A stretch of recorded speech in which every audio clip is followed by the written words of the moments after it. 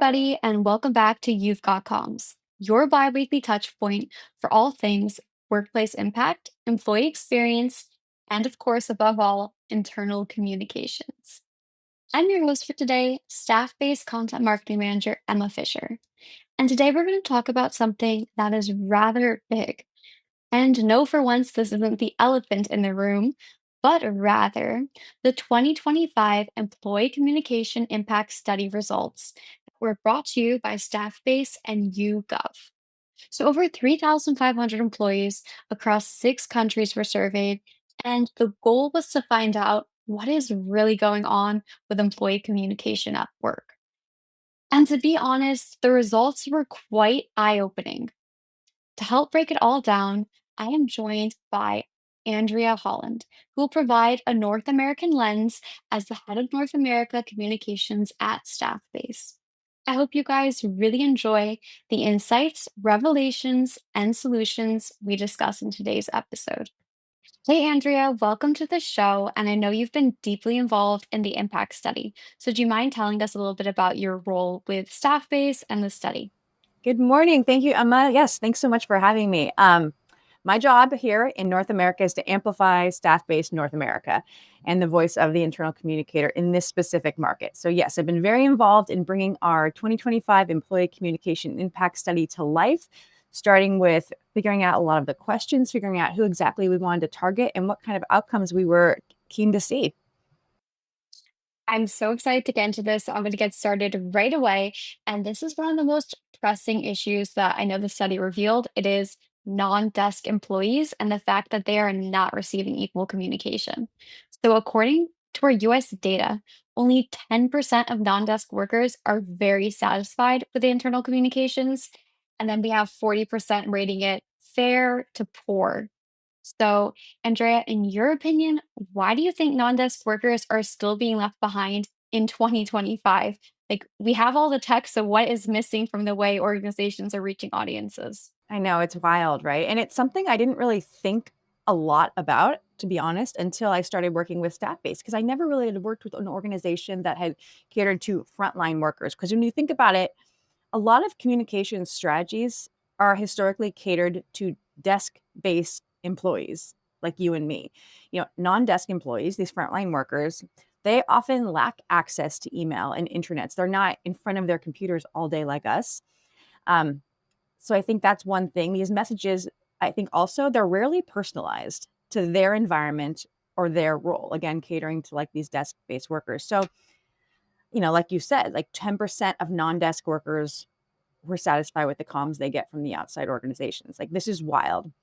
And I think part of this larger trust gap that we're seeing when employees feel uninformed, like the trust completely deteriorates. So I think it's really catering the strategy and making sure that it's personalized and you're using the right tools to reach these people.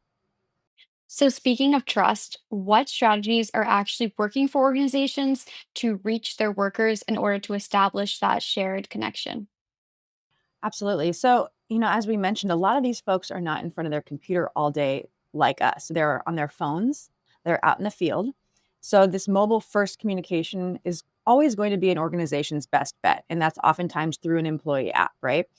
I also believe that empowering these frontline managers and their friends, their peers within the organization is really key.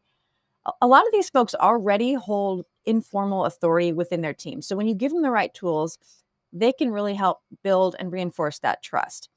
When you think about it, like sometimes you trust your friends and your peers a lot more than you do like these top down channels, right? So I think equipping them with the right messaging and the tools to relay that down to their teams is really key. And I think lastly, keeping it simple. Frontline workers, they don't necessarily need to know everything that is happening on the company intranet. They care about the important stuff. They care, is the timing of my shift changing? Is there a change in my benefits? Is there a crisis? So keeping it very clear, very simple, mobile first. I think when it comes to comms, when someone says keep it simple, that's almost always one of the best advice you can give because it's like it's very easy, but it's really overlooked. I think sometimes, myself included, we're really overthinking things. It's not always the most elaborate solution. No, and I'll say this really quick. I had a boss years ago, this was probably 15 years ago, and she would always say to me, Andrea, word diet, word diet. And it sticks with me to this day. I'm like, and cut it down, make it clean, make it simple. Would you say that there is something else that it's like, that's so obvious, but people are overlooking it? Like, what are we really overlooking when it comes to communication strategies? I think the survey was so telling with this message of isolation, like this isolation that the non-desk workers feel. It's a different world from those of us that sit in an office and can hear these, quote unquote water cooler conversations. And, a lot of people are back in the office now. It'd be one thing if all of this related to remote work, but it doesn't. It's actually physically in the office, right? So this study found that 12% of employees feel lonely at work, and that's not insignificant. Like imagine if you had a 1,000-person organization, that's 120 people. So I think what communicators are really overlooking it is that this is not just content delivery. Like communication has to figure out how to prioritize emotional connection. Oh, I think that is fundamental, especially when we have hybrid workforces. I know the role I stepped into, the woman before it, she was amazing, but she was in Vancouver. The rest of the team is in Germany. You have the time difference, you have the meeting difference. It gets really grating if someone's continually isolated. So I think that is fundamental to the hybrid workforce. I couldn't agree more. I couldn't agree more. Another thing we talked a lot about is trust, and we found out that employees trust their immediate supervisor the most unless they have an employee app. And in that case, it's app is number one, supervisor is number two. So, with that in mind, how can internal comms better support managers as the touch point for communication? Yes, this one hit close to home for me. I was never trained to be a manager, and it was just expected that I knew how to do it, and it showed. That's a I big, was not big good at thing. it. A very big thing. I think you need to consider treating managers almost like a formal channel, just like you would an email or an intranet. Like, and what I mean by this is recognizing this role is a primary source of communication. And what does that mean? That means equipping them with timely information. It means giving them messaging. It means supporting them so they can deliver consistent, effective messaging. It means training. It means talking points. It means templates. It just means giving them support and training them to be a communications tool. I know if I had that, I would have felt a lot more set up for success. And when I was a manager, even starting 10 years ago, I really had no clue what I was doing. And like I said, it showed. I'm so glad you brought that up because I feel like sometimes in companies, people are expecting it's a natural progression. I get a raise, I move up, I'm the manager, but it's like it's not about longevity. It doesn't really matter if you're in the company for 10 years if you're new. It's like there's these specific traits that make someone a good manager. And I think that Yes, sometimes goes overlooked. it's a skill set. It's a skill set you have to learn just like anything else. Would you say that this kind of disconnect is more of a systematic issue or an issue of mindset? Great question. I think it's both. I think it's systemic. I think yes, is there a lack of tools? There's a lack of alignment. There's a lack of training. There's the infrastructure is not always in place to support someone systems wise, right? But I think it's also a mindset. And I remember running into this like, just because you're sending a message does not mean that it's being received. And I think this is like any relationship, right? I mean, whether it's personal or professional, just because you're saying something doesn't mean it's been understood, it's been internalized, or it's been acted upon. And communicators really need to follow up just to ensure like, is this message actually landing with my team? Do they understand what I'm saying? Do they understand the importance of it? Did I communicate it in a way that they understand? Do I understand how they communicate? And part of that is actually personalization with it. So when you tell a manager that they can tailor their messages in their own words and deliver it to their teams in a way that fits their team's culture, it feels more genuine, it feels more credible. And that in itself is going to build that trust. And it's going to increase the likelihood that the messages will be understood, remembered, and acted upon. It's kind of like love languages, right? It's like, how do you receive and accept this? And am I making the effort to meet you there? Oh, I love that you said that because a lot of times people are thinking, hey, I'm doing all these things that I would consider care. I would consider this as communication. And they're not considering the mindset of the person they're communicating with. And I think someone who really translated this in our company, Frank Wolf, when he wrote The Narrative Age, it doesn't matter how good you think your message is. If the people aren't receiving that message as intended, it wasn't a clear message. And I think to me, that's something I always remember and I don't ever blame the audience anymore. I'm like, well, what did I do in my communication that wasn't thorough enough? Mhm. It's true, and that's why even, like, looking at the data, like, from this study and, like, just getting more involved in this internal communications world here at Staffbase, I was like, there are so many parallels, just relationships and in life, you know? That is so true. And I think when we're talking about leadership clarity, so we're looking at leaders, how does this lead to job satisfaction? Because we saw in the study that if someone is satisfied in their job, they're much more likely to stay in that role. But if they're dissatisfied, this is one of the leading reasons why they would leave their role. So, what kind of impact does leadership have on that? It's huge. I think clarity in any situation reduces stress and it boosts your confidence, right? Think about how you feel again. I'm going to make the parallel to personal relationships. Clear communication puts us at ease. So as an employee, like we want to know, like, where's the company going? How do we contribute to that? What do they expect of us? What do I expect of them? And the study really showed it well. 91% of employees who say leadership communication is clear are happy at work. And it was only 30% that were happy when it was unclear. That's a huge gap. That reminds me, when I was writing an article about leadership communication, the number was like shocking to me. I think it is 70%. So leaders impact as much as 70% of team motivation. So, Yeah. and that makes so much sense to me. If your leader isn't being clear about what's going on, why am I going to care if I'm doing something and it's not being supported? And 70% of motivation. And then when we see like the significant role that plays in job retention, I think it's no surprise that some people are losing their top talent because they're not putting effort into training that leadership role. Right. It was that saying, people stay for people. Like people stay at jobs for people. Not always the job. It is for the people that they're surrounded by there. And I think one of the big questions right now is we're talking about the cost of how quickly can we get things done, but like the humanity about that. I mean, that's just a huge topic with AI, with everything going on. Would you say that organizations are starting to underestimate the cost of vague messaging and that lack of a human touch? I think so. I think a lot of organizations don't understand the impact of the downside of it. Right. And I think they're starting to, which is a really good thing. I think that a lot of organizations aren't realizing that this ambiguity in messaging can actually breed a lot of distrust and ultimately disengagement. And it takes longer to rebuild trust than it does to maintain it with transparency, right? So I think an important takeaway and something that's easy to remember is clear communication and messaging. It doesn't require perfection, it just requires honesty.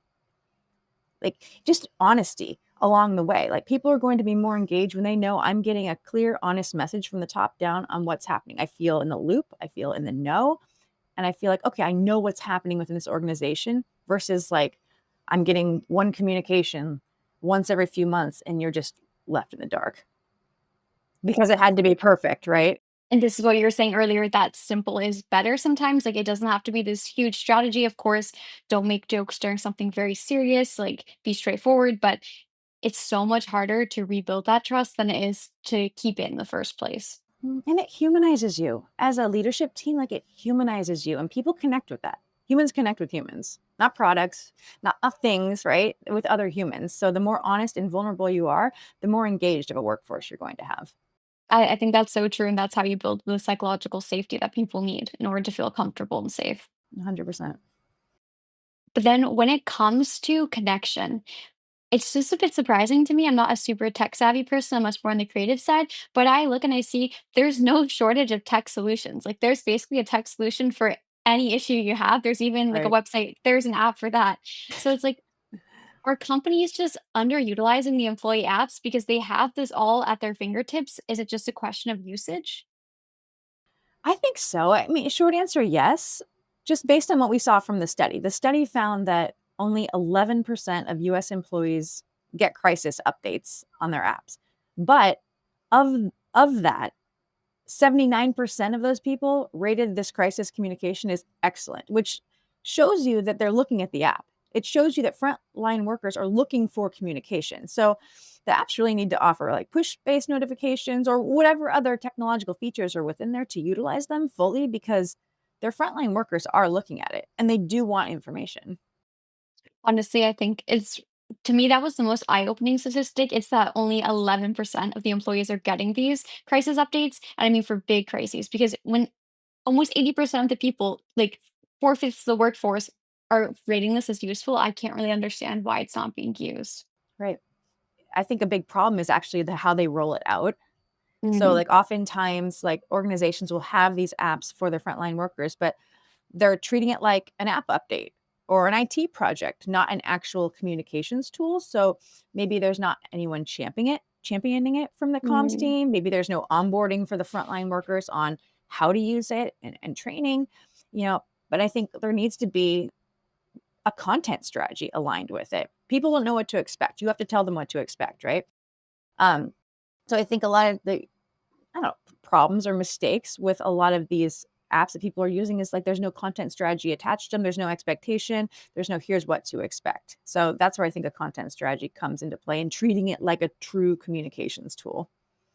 I think that's really great. I was talking to Nicholas Bruno on this podcast earlier in the month, and he was saying you can build the internal advocacy programs. Like you get people within your company, you build them up as champions of your company, you spread information. Like there are just so many overlooked channels in which you, like you said, you can't just expect someone to see the app and, oh, everything is right in front of them. No, and I love that because I think another overlooked thing is exactly what you said. There are influencers within an organization. There are people and employees within an organization that regardless of their role, people naturally look to them. People naturally trust them. And so I think too, identifying who those key players are within your organization, again, regardless of role, it could be someone that's been there 3 months, it could be someone that's been there 13 years, but identifying those people and building them up within the organization as like, those are your influencers, right? For lack of a better term, and making sure they're armed because those are the people that will advocate for you. I think that's fantastic, and people bring different roles. I think sometimes it's the personality hire now, but it's like Yeah. you serve so many roles, but you want that person who is like, "Hey, I'm a genuine advocate of this company, and I'm here to talk about it." So I think that is huge. And now I would love to move on to something else that I'm really eager to explore, and that is in the United States. So what trends do we have, and what red flags should we talk about? I think the biggest thing I took from the study is that people do not feel heard. And as much as we talk about, oh, I'm an organization or I'm a leader that really sees my employees, that really hears them, I mean, the data simply showed us differently. So I think the biggest red flag that jumped out to me was the number of highly dissatisfied non-desk workers and the fact that only 35% of non-desk workers actually felt like their feedback was heard, was considered. This means that employees either don't have the channels to provide the input or their voices just simply aren't being heard, right? I don't know how many people, myself included over the years, would get the survey from an organization being like, tell us how we're doing. And frankly, like in the back of my mind, I was like, well, does it matter? Does it matter? Right. And so I think that's a big thing. I think there's a disconnect there. Also, there was a stat in there that showed that 60% of employees, I mean, considered leaving their jobs due to poor communication. That's kind of what I said earlier around like people actually don't leave organizations,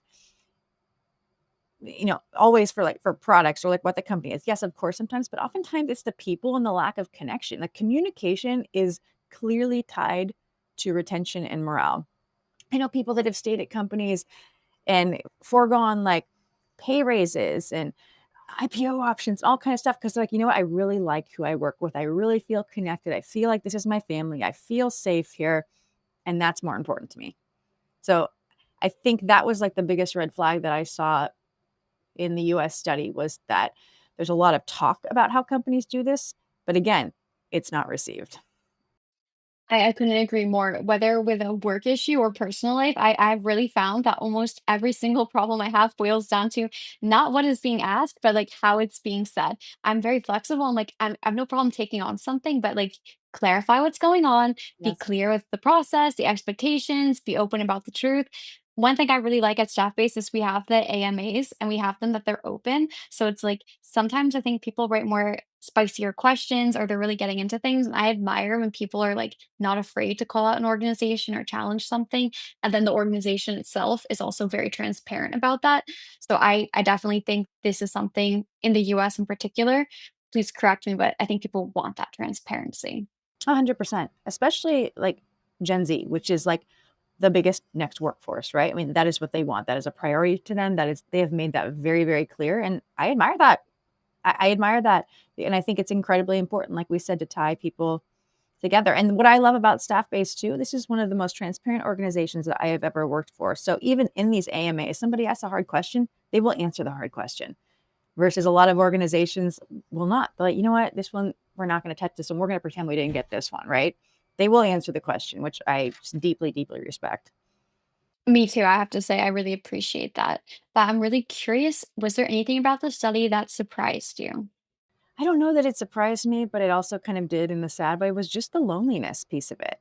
I think I expected more of that, like post pandemic, during the pandemic, people just assumed, oh, you're remote, you're lonely. But this was not based on remote workers. And it was still, we still found that 1 in 3 employees felt lonely within the workplace, sometimes or often. And I think if this was like a remote only situation, maybe it wouldn't have surprised me enough, but it wasn't. So I think the workplace loneliness was a big thing that was a little bit jarring and just reiterated that connection building needs to be so intentional.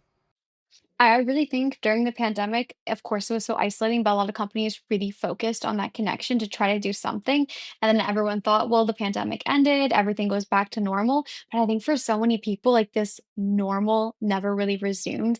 And it kind of leaves people in this in between state in which Yeah. they're not sure how to forge these connections. They don't know which days to go to work or what kind of things they can do to form that community. So I do think we should really pay attention to 1 in 3 people, like you said, feeling lonely sometimes or often.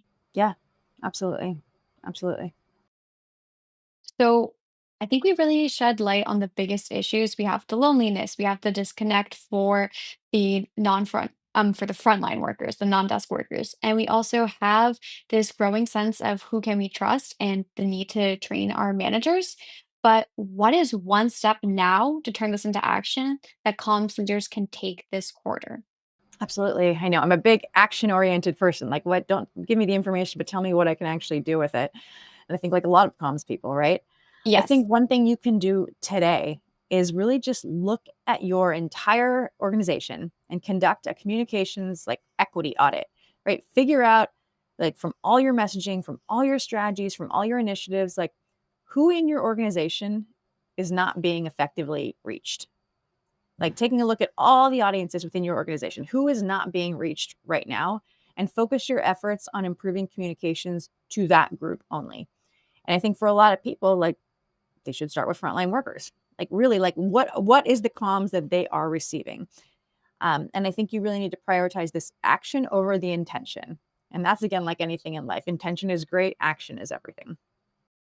I think that's really great. I think that is really showing like that individualization. I always like say, I read this one time when you're playing Mario Kart, the person in front, they're not getting extra things to help them stay in front. It's the people in the back. You have to boost the people in the back sometimes and not focus on everybody gets equal things. So I love that you're finding that group and giving them the attention that they deserve. Yes. Also Mario Kart, love Mario Kart.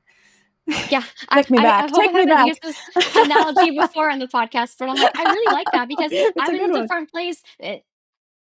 Myself, I'm not in the front face, but you're really needing that stuff. You need the booster when you're in the back. No one wants to get the booster when they're already in 3rd place or 2nd place. So Right, I right. that always applies to the workplace as well.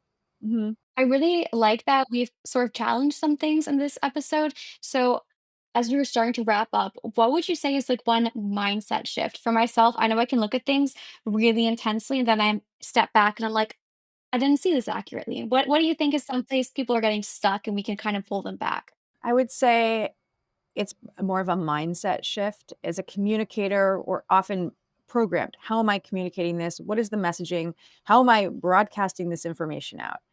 And I think it's remembering that yes, that is part of the role as an internal communicator, but more so, it's about building trust, it's about building clarity, and it's about community, right? So it's not just about I'm broadcasting this information out. It's there, great, I did my job, it's done. It's like, is this messaging and how I'm broadcasting this actually building this trust, clarity, and community? Because again, that's what people stay for. That's what that's what people want. I see. I'll leave it at that. That's what people want. That's what employees want, and that's what's going to engage your teams, and that's what's going to provide retention in your company. I really think this is the overarching message. And another way to back it up, it just reminded me is like redefining our metrics because a lot of the times, like you said, people are like, well, this many people got the email, but it's like, how many people remembered that email? How many people interacted with it? How many people felt moved by it? So that feedback has to be welcome and then two ways. Like if people, like you said, if we're writing in, how are we feeling? And nobody is responding to us and nothing changes, we're going to just disengage. It really Right. has to be this proactive and continuous process. Right. I mean, we can literally close it with that Maya Angelou quote. Like, people don't remember what you said. People remember how you made them feel. I love that. So, I think those are great closing words, but I'll have to ask, is there anything else you'd like to add about this study? I think it was a beautiful study in the fact that it gave us a roadmap. It showed us where the trust gaps were. It showed us what we can do about them. And it just really reinforced that communication has the power to drive the community, drive the clarity and the confidence, right? And it's our job to close the gap. Thank you so much, Andrea. It was a pleasure to have you on today. It was so fun. Thank you for having me. And that was You've Got Comms, and we hope that everybody joins us again next time.